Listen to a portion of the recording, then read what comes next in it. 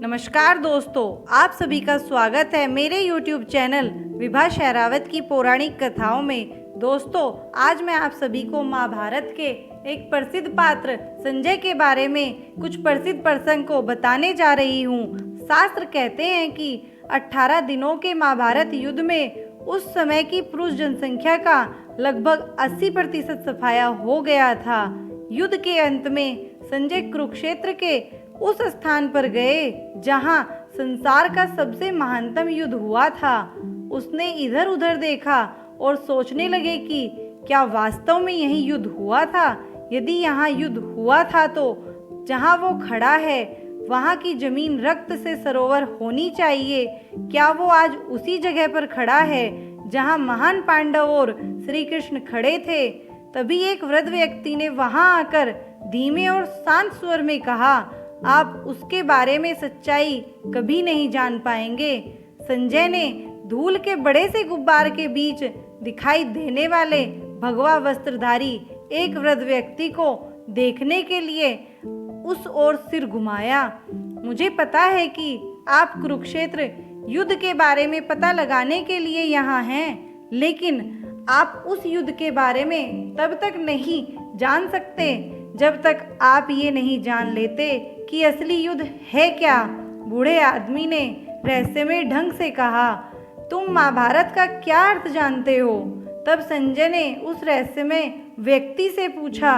वह कहने लगा, महाभारत एक महाकाव्य है, एक गाथा है, एक वास्तविकता है, लेकिन निश्चित रूप से एक दर्शन भी है।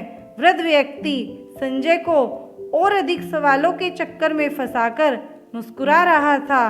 क्या आप मुझे बता सकते हैं कि दर्शन क्या है? संजय ने निवेदन किया। अवश्य जानता हूँ, बूढ़े आदमी ने कहना शुरू किया। पांडव कुछ और नहीं बल्कि आपकी 5 इंद्रियां हैं, दृष्टि, गंध, स्वाद, स्पर्श और श्रवण। क्या आप जानते हैं कि कौरव क्या है? संजय ने अपनी आंखें संकीर्ण करते हुए पूछा। कौरव ऐसे 100 तरह के विकार हैं जो आपकी इंद्रियों पर प्रतिदिन हमला करते हैं, लेकिन आप उनसे लड़ सकते हैं और जीत भी सकते हैं। पर क्या आप जानते हैं कैसे? संजय ने फिर से न में सर हिला दिया। जब कृष्ण आपके रथ की सवारी करते हैं, यह कहकर वह वृद्ध व्यक्ति बड़े प्यार से मुस्कुराया और संजय को अंतर्दृष्टि खुलने पर जो नवीन रत्न प्राप्त हुआ उस पर विचार करने लगा। कृष्ण आपकी आंतरिक आवाज़, आपकी आत्मा, आपका मार्गदर्शक प्रकाश है, और यदि आप अपने जीवन को उनके हाथों में सौंप देते हैं तो आपको फिर चिंता करने की कोई आवश्यकता नहीं है। वृद्ध आदमी ने कहा। संजय अब तक लगभग चेतन अवस्था में पहुंच गया था, लेकिन जल्दी से एक और सवाल लेकर आया।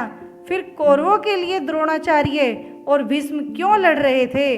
भीष्म हमारे अहंकार का प्रतीक है, अश्वत्थामा हमारी इच्छाएं और वासनाएं हैं जो कि जल्दी नहीं मरती, दुर्योधन हमारी सांसारिक वासनाओं, इच्छाओं का प्रतीक है, द्रोणाचार्य हमारे संस्कार हैं, जयद्रथ हमारे शरीर के प्रति राग का प्रतीक है कि मैं ये देह हूँ का भाव, द्रुपद वैराग्य का प्रतीक है, अर्जुन मेरी आत्मा है, मैं ही अर्जुन हूँ और स्वनियंत्रित भी हूँ, कृष्ण हमारे परमात्मा हैं, 5 पांडव 5 नीचे वाले चक्र भी हैं, मूलाधार से विशुद्ध चक्र तक द्रौपदी कुंडलिनी है, शक्ति है, वह जागृत शक्ति है जिसके 5 पति 5 चक्र हैं। ओम शब्द ही कृष्ण का 5 जन्य शंखनाद है जो मुझे और आप आत्मा को ढाढ़स बढ़ाता है कि चिंता मत कर, मैं तेरे साथ हूँ। अपनी बुराइयों पर विजय पा, अपने निम्न विचारों,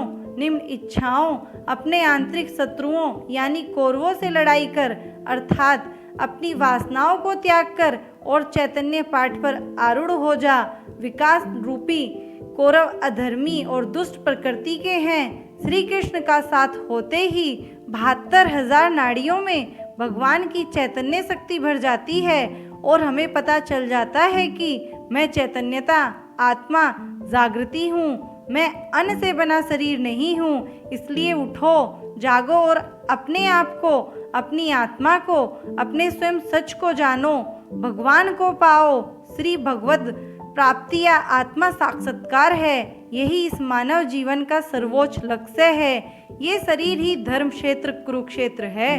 धृतराष्ट्र अज्ञान से अंधा हुआ मन है। अर्जुन आप हो, संजय आपके आध्यात्मिक गुरु हैं। वृद्ध आदमी ने दुखी भाव के साथ सिर हिलाया और कहा, जैसे जैसे आप बड़े होते हैं, अपने बड़ों के प्रति आपकी धारणा बदल जाती है।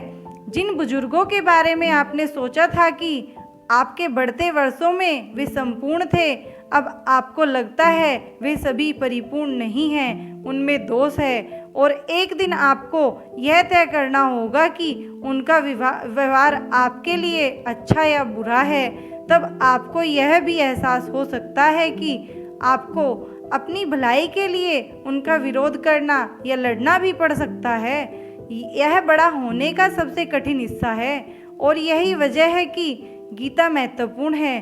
संजय धरती पर बैठ गया इसलिए नहीं कि वह थक गया था, बल्कि इसलिए कि वह जो समझ लेकर यहाँ आया था वो एक एक कर धाराशायी हो रही थी। लेकिन फिर भी उसने लगभग फुसफुसाते हुए एक और प्रश्न पूछा, तब कर्ण के बारे में आपका क्या कहना है? आह, वृद्ध ने कहा, आपने अंत के लिए सबसे अच्छा प्रश्न बचा कर रखा हुआ है। कर्ण आपकी इंद्रियों का भाई है, वह इच्छा है, वह सांसारिक सुख के प्रति आपके राग का प्रतीक है, वह आपका ही एक हिस्सा है। लेकिन वह अपने प्रति अन्याय महसूस करता है और आपके विरोधी विकारों के साथ खड़ा दिखता है और हर समय विकारों के विचारों के साथ खड़े रहने के कोई न कोई कारण और बहाना बनाता रहता है। क्या आपकी इच्छा आपको विचारों के वशीभूत होकर उनमें बह जाने या अपनाने के लिए प्रेरित नहीं करती रहती है? वृद्ध ने संजय से पूछा। संजय ने स्वीकारोक्ति में सिर हिलाया और भूमि की तरफ सिर करके सारी विचार श्रृंखलाओं को क्रमबद्ध कर मस्तिष्क में बैठने का प्रयास करने लगे। और जब उसने अपने सिर को ऊपर उठाया, वह वृद्ध व्यक्ति धूल के गुब्बार के मध्य कहीं विलीन हो चुका था। लेकिन आज से पहले वह जीवन की वो दिशा और दर्शन दे गया था जिसे आत्मसात करने के अतिरिक्त संजय के सामने अब कोई अन्य मार्ग नहीं बचा था। जय श्री कृष्ण, जय श्री कृष्ण, जय श्री कृष्ण।